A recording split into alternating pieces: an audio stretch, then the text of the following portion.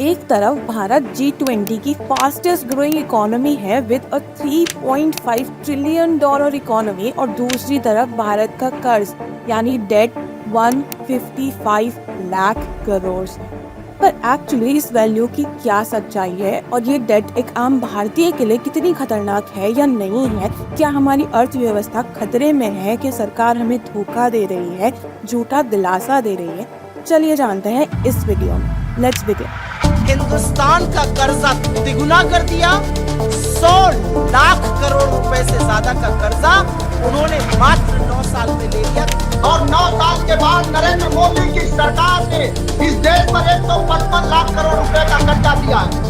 In spite of the very same people who are talking to us now, oh, debt, when these the very same people who asked me to print notes. 1947 से 2014 तक opposition के हिसाब से India की date थी 55 लाख करोड़ और 2014 से 2023 तक ये वैल्यू पहुंच गई है 155 लाख करोड़ यानी 155 लाख करोड़। ऑपोजिशन तो ये भी क्लेम करता है कि इंडिया का डेट टू जीडीपी 84% है। अगर भारत की जीडीपी 100 रुपए है तो उसमें से 84 रुपीज तो हमारा डेट ही है। अब जिनको ये नहीं पता कि जीडीपी क्या होता है, उन्हें बता दो कि जीडीपी यानी ग्रॉस डोमेस्टिक प्रोडक्ट एक देश की टोटल मॉनेटरी या मार्केट वैल्यू को कहा जाता है, यानी कि एक फाइनेंशियल ईयर में देश में जितनी भी सर्विसेज और गुड्स प्रोड्यूस हुए हैं उसका टोटल है जीडीपी। और जो वैल्यू ऑपोजिशन 84% क्लेम करता है वही value finance minister Nirmala Sitharaman ji के अकॉर्डिंग 57.3% है। अब देखिए, डेटा तो सारा गवर्नमेंट साइड से ही आउट होता है, तो फिर इतना डिफरेंस कैसे? देखिए, ऑपोजिशन की कैलकुलेशन रियल जीडीपी के कंपैरिजन में की गई है और गवर्नमेंट की नॉमिनल जीडीपी पे।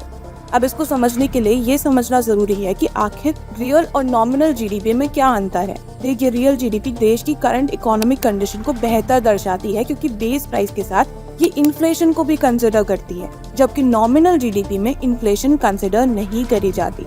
और जाहिर सी बात है, जब इन्फ्लेशन रेट हाई है, डेट टू जीडीपी रेशियो भी रियल जीडीपी के केस में नॉमिनल जीडीपी से हाई होगा। यानी वैल्यूज तो दोनों ही करेक्ट है, लेकिन हमें ये सब कैसे दिखाया जा रहा है, इससे पूरी सिचुएशन काफी कंफ्यूजिंग हो रही है। वर्ल्ड बैंक के अकॉर्डिंग जिन देशों का डेट टू जीडीपी रेशियो 77% से ज्यादा था, एक लंबे टाइम तक उनकी इकोनॉमिक ग्रोथ डिक्लाइन होती है, but economic growth of India is increase है। यानी अभी तक हम सेफ जोन में हैं, क्योंकि ये डेट रेशियो अगर हम 84% वाली वैल्यू भी कंसिडर करके चलें, काफी लंबे टाइम से ये वैल्यू नहीं है। लेकिन थोड़ा और समझते हैं। सरकार जनरली डेट लोगों पे बर्डन बढ़ाने के लिए नहीं बल्कि कम करने के लिए लेती है, क्योंकि ये पैसा डेवलपमेंट में यूज होता है जो आगे जाके एक असेट बनता है और रिटर्न्स देता है। लेकिन यहाँ एक ग्लिच है in case of India specifically. वो इसलिए कि इंडिया का टोटल एक्सपेंडिचर जो कि 45.03 लाख करोड़ या 548.47 बिलियन डॉलर्स है, उसका 50% यानी आधा हिस्सा नॉन प्रोडक्टिव एक्सपेंडिचर का है।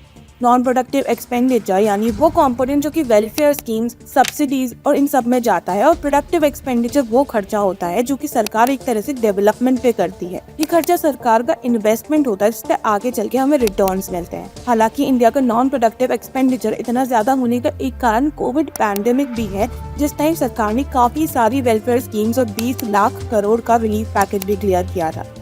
ये जब इकोनॉमी ऑलरेडी डिक्लाइन पे थी और पैसा लेने के लिए सरकार को एक्सटर्नली डेट लेना ही पड़ा।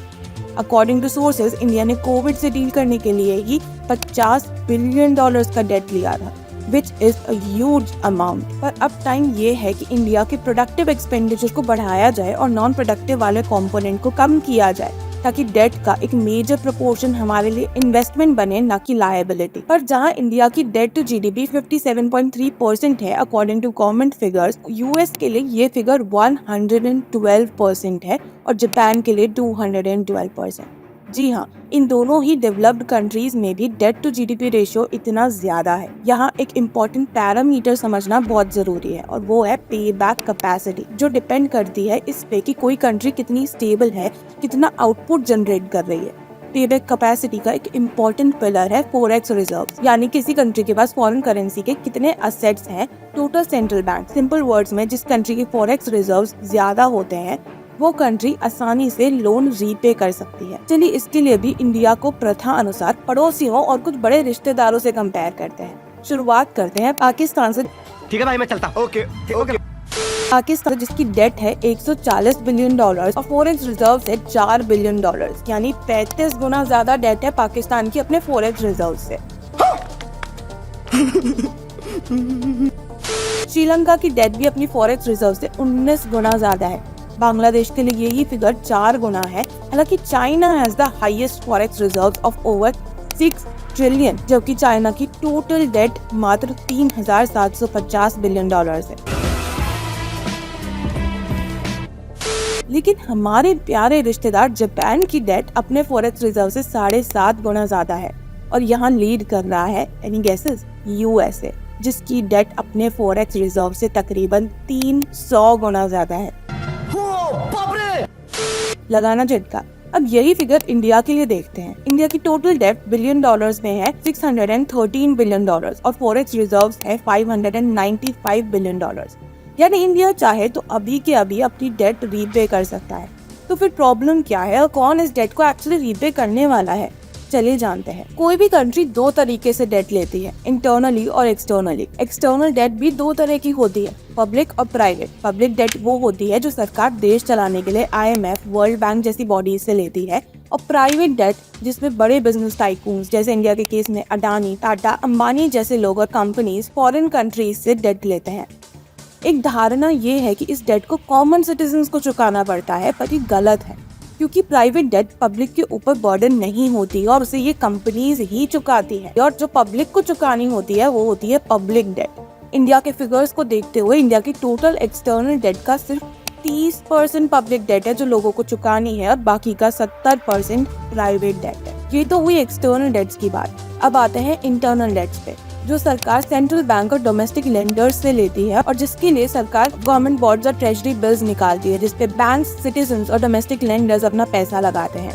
As a matter of fact, government bonds are the safest profitable investments worldwide. इस पे इंटरेस्ट रेट्स हाई होती है, यानी प्रॉफिट ज्यादा होगा। लेकिन बस ये बॉन्ड्स लॉन्ग टर्म इन्वेस्टमेंट होते हैं और मोस्टली लोग शॉर्ट टर्म इन्वेस्टमेंट्स करते हैं ताकि उनका पैसा अटका ना रहे। देखा जाए तो भारत के लोगों पे स्पेसिफिकली अभी 130 बिलियन डॉलर्स यानी 13,000 करोड़ ना कि 155 लाख करोड़ का कर्जे का भार है। लेकिन इस 130 बिलियन डॉलर्स में ऐड होता है इंटरेस्ट, जो कि सरकार को हर पब्लिक लोन पे भरना पड़ता है, और ये इंटरेस्ट रेट डिसाइड होती है हर कंट्री की ग्रेडिंग के बेसिस पे। ये वैसा ही सिस्टम है कि अगर आप आज बैंक से लोन लेने जाएंगे तो वो आपका सिविक स्कोर देखेगा, आपका बैकग्राउंड, आपकी स्टेबिलिटी, ये सब देखेगा। फॉर इंस्टेंस, प्राइम कंट्रीज जैसे जापान और स्विट्जरलैंड जिनकी ग्रेडिंग AAA है, अगर वो IMF से लोन लेती है तो उन्हें रिस्पेक्टिवली सालाना 1.75% और 0.1% का इंटरेस्ट चुकाना पड़ता है।